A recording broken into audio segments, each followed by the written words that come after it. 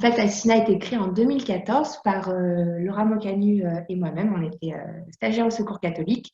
Et du haut de notre toute petite expérience, on trouvait qu'il y avait peut-être quelque chose à faire pour rapprocher en fait tout ce qui existe en termes de structures d'insertion, de droit commun, voilà, de tout ce qui peut être proposé en France et en Île-de-France, puisqu'il y a aussi un réseau associatif très riche, mais qui manquait une passerelle avec les plus éloignés, les nouveaux arrivants, donc les personnes étrangères en situation de mal logement et de grande précarité, et qui, eux, ignoraient tout de tous ces dispositifs.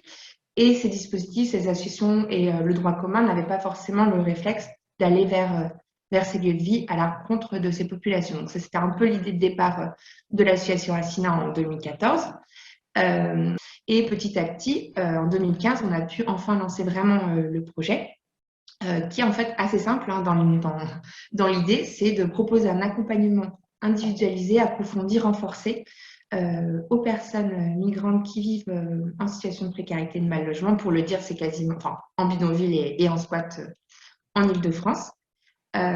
Et en fait, notre spécificité au départ, c'était de proposer de l'insertion professionnelle à ces personnes pour sortir un peu de la démarche d'urgence qu'on observe souvent, ou en tout cas à l'époque, ça a changé depuis et tant mieux. Mais à l'époque, en bidonville, ce qui était proposé, ça restait souvent quand même de l'aide d'urgence. Bon, il y a quand même du soutien à la scolarité, etc. Mais pas grand-chose sur le volet insertion professionnelle.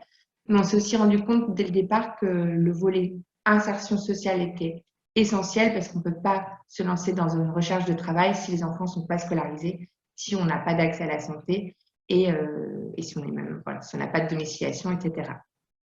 Petit à petit, le projet a fait son chemin et en 2016, en fait, c'est la préfecture de département du Val d'Oise qui est revenu vers nous, c'était présenté au départ bien sûr, est revenu vers nous pour nous proposer de remplacer la Croix-Rouge qui a arrêté cette mission pour accompagner les familles qui vivent en bidonville et qui accèdent à cause d'une évacuation à l'hôtel social, une évacuation du lieu de vie à l'hôtel social, nous ont proposé d'accompagner ces personnes pour qu'en fait leur mise à l'abri leur permette en fait à terme d'accéder à un logement pérenne.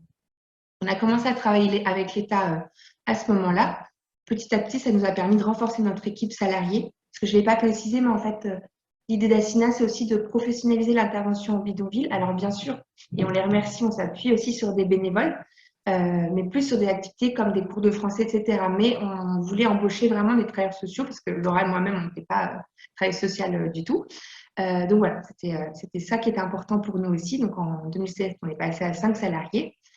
Et en 2018, on a vécu un petit changement d'échelle puisqu'on a remporté un appel à projet de la préfecture de région pour remplacer l'opérateur régional de résorption des bidonvilles et squats en Île-de-France. Et donc là, on a dû passer de 5 à 30 salariés en quelques mois. Donc c'était une expérience. Et on a pu essaimer ce qu'on avait fait dans le Val d'Oise dans 4 nouveaux départements, donc l'Essonne, les Hauts-de-Seine, la Seine-Saint-Denis et le Val-de-Marne. Très rapidement, pourquoi Assina existe et pardon, je reviens juste un instant à la slide d'avant pour spécifier que là, j'ai parlé que de familles qui vivent en bidonville, donc de migrants intracommunautaires, population d'ITROM. Je précise que depuis 2019, on a aussi ouvert notre programme aux personnes réfugiées, donc réfugiés statutaires ayant obtenu la protection internationale, puisque l'idée de départ, c'était bien de faire un projet qui n'était pas destiné à une seule origine, un pays d'origine, c'était vraiment de pouvoir offrir cet accompagnement à tout nouvel arrivant en situation de mal logement et de précarité en Île-de-France.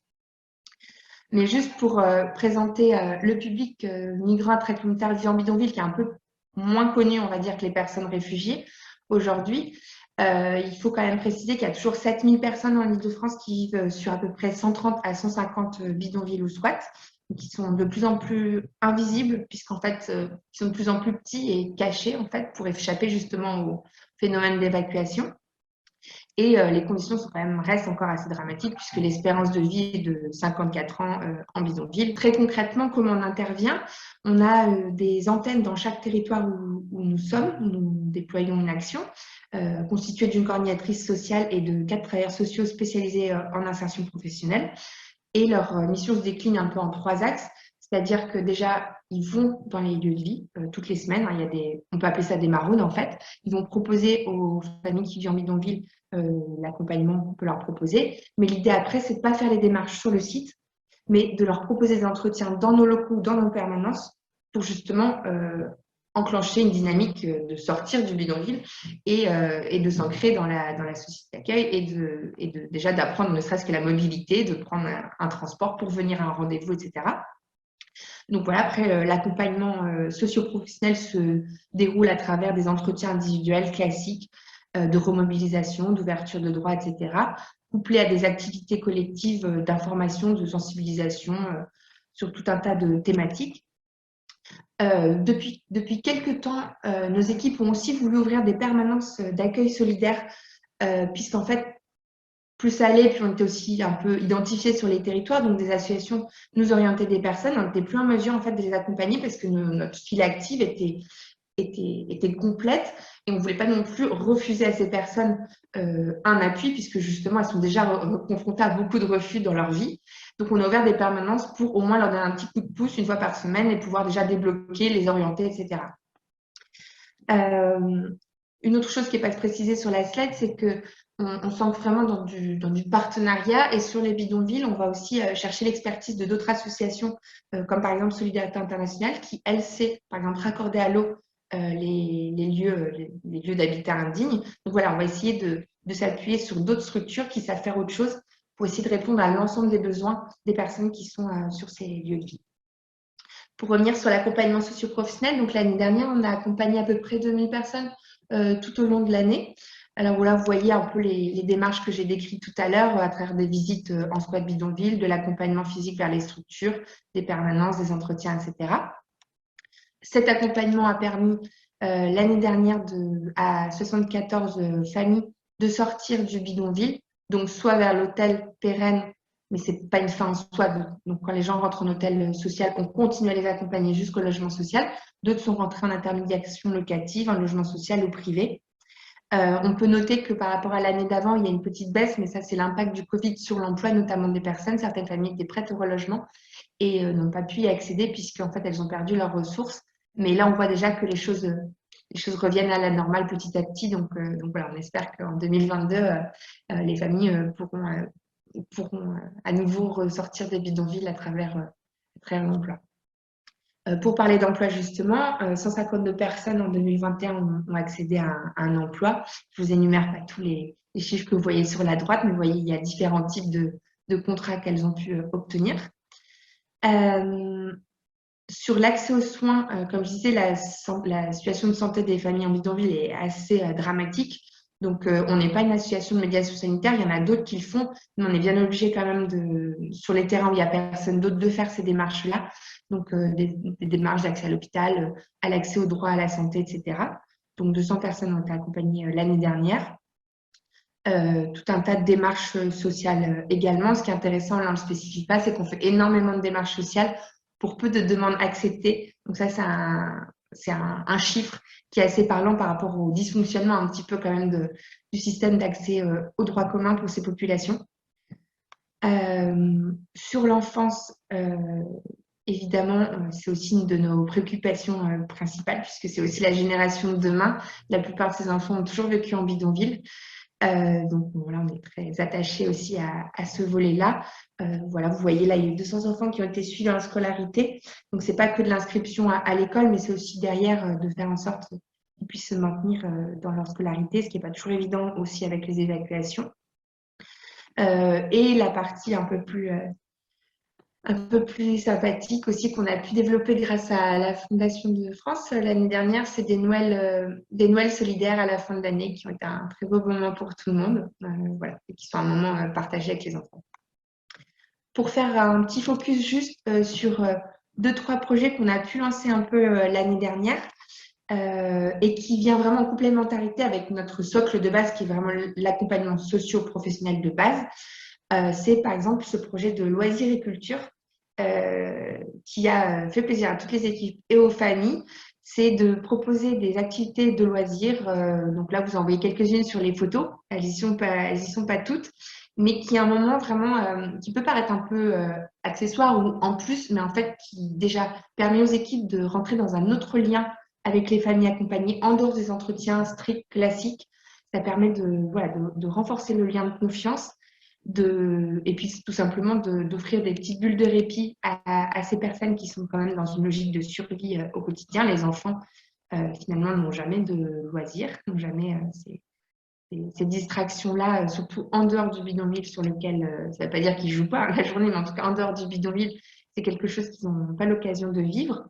Voilà, donc on a aussi des moments un peu plus conviviaux, réfectoriaux. C'est un endroit super sous la Madeleine, un restaurant gratuit pour les personnes en grande précarité. On a fait une journée à la mer cet été qui était géniale à Trouville. On est parti à 80 avec des familles de tous les départements sur lesquels on intervient et c'était super parce que la plupart n'avaient jamais vu la mer, etc. Donc c'était chouette. Et donc ça, on va vraiment continuer là-dessus aussi parce qu'on voit que ça débloque aussi certaines situations parce que les personnes commencent à accrocher à notre accompagnement grâce à ces moments-là. Un autre projet aussi qu'on est en train de renforcer petit à petit, qui est déjà là depuis le départ, mais que là qu'on structure un petit peu, c'est un projet pour lever les freins spécifiques que rencontrent les femmes en bidonville et les femmes réfugiées. Donc dans ce projet-là, on fait se rencontrer nos deux publics que l'on accompagne. Donc là, c'est à travers des journées où les femmes déjà se rencontrent entre elles, partagent leurs difficultés et aussi leur joie, on va dire. Il y a tout un tas de visites qui sont organisées pour aller rencontrer des structures d'insertion. Là, par exemple, on a travaillé avec du pain et des roses pour la fabrication de bouquets. Donc, c'est à la fois pour qu'elles découvrent de nouveaux horizons, de nouveaux métiers, etc. Mais aussi qu'il y a une sorte de dynamique de groupe qui se crée entre elles.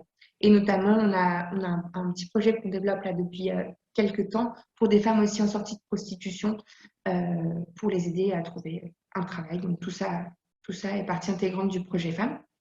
Et pour finir sur ces petits projets innovants, il y a aussi Un Plus Emploi dont on est assez fiers et qui a été vraiment développé en fait par les équipes, pas par la direction. C'est venu des constats de terrain d'une équipe du 93 qui a mis en place des ateliers, comme vous voulez le voir sur les photos, où en fait on se rendait compte que c'était pas suffisant de juste faire des orientations vers des SIAE, etc., que certaines personnes ne pouvaient pas encore franchir ce cap tout seul.